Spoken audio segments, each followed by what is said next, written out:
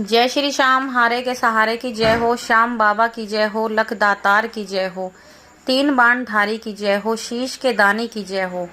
दोस्तों, उम्मीद करती हूँ श्याम बाबा के आशीर्वाद से, श्याम बाबा की कृपा से आप सब बिल्कुल अच्छे होंगे, ठीक होंगे और आपका परिवार भी बिल्कुल अच्छा होगा और बाबा श्याम की कृपा सदैव अपने भक्तों पर हमेशा ऐसे ही बनी रहे।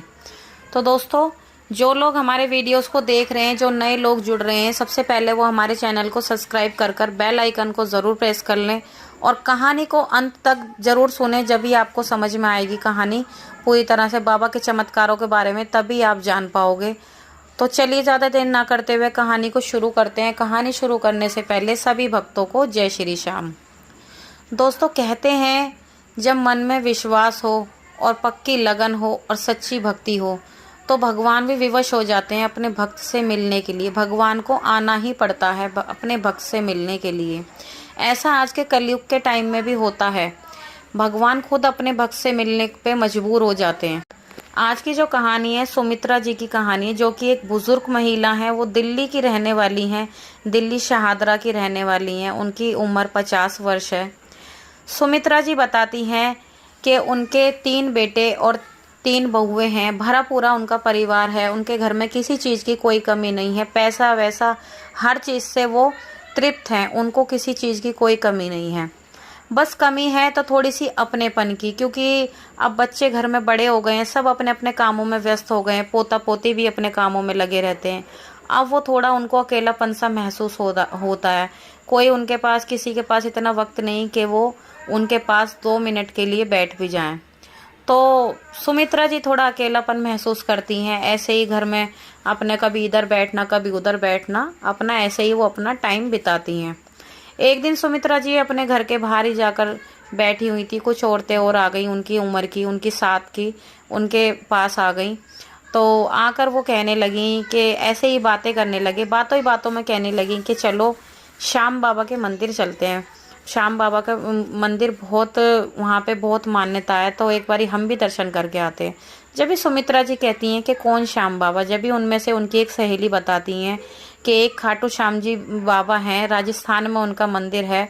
हमने सुना है कि उनकी बहुत महिमा है, वो हारे के सहारे हैं, ये वो। उन्होंने बहुत सारी बातें श्याम बाबा को उनको बताई। तो उनको भी मन में जिज्ञासा जागी। उन्हें भी लगा कि चलो कोई नहीं, हाँ मैं भी घर में सारे दिन पड़ी पड़ी बोर होती रहती हूँ, बच्चों के पास भी इतना वक्त नहीं है, तो मैं भी बाबा के दर्शन कराती हूँ।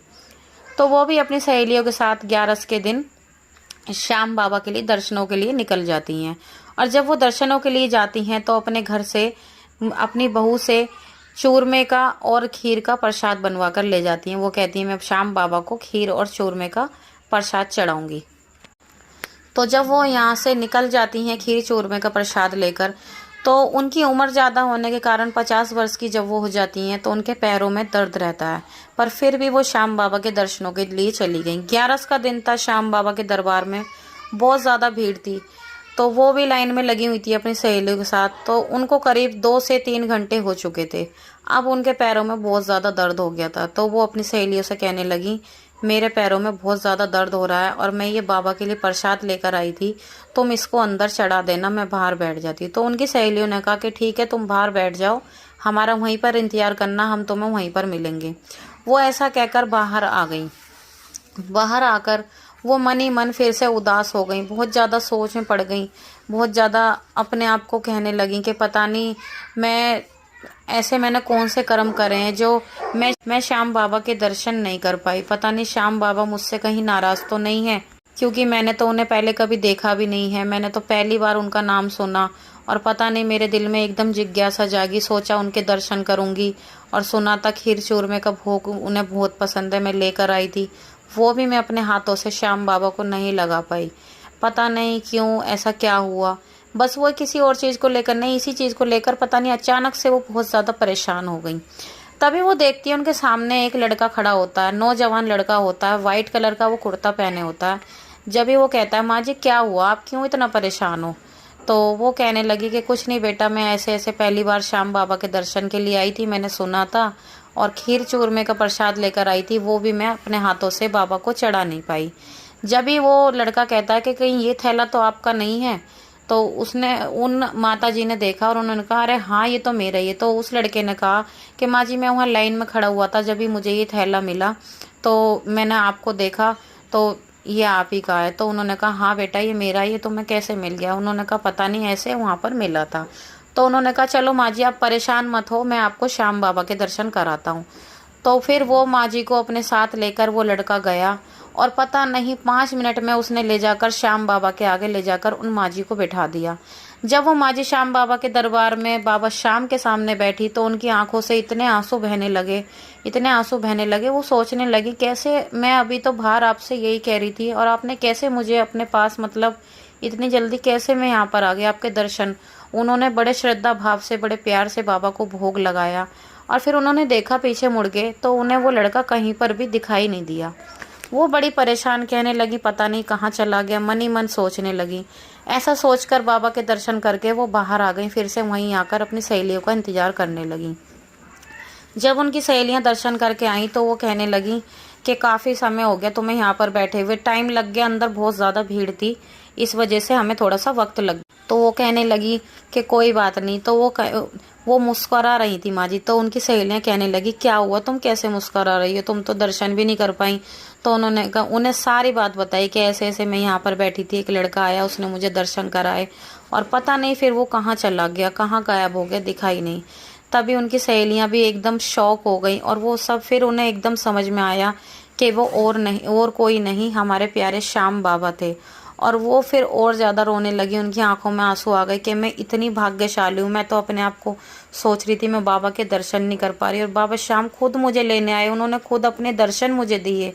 वो अपने आप को बहुत ज़्यादा सौभाग्यशाली समझने लगी और फिर वो वहाँ से अपनी सहेलियों के साथ अपने घर लौट आई। और घर लौटने के बाद बस वो वही उसी बात को बार बार याद करे जा रही, बार बार सोचे जा रही। फिर उन्होंने अपने बेटों से कहा कि बेटा मेरे को भी कोई ऐसा टच फ़ोन ला के दे दो, मेरे को भी बाबा श्याम के भजन सुनने हैं।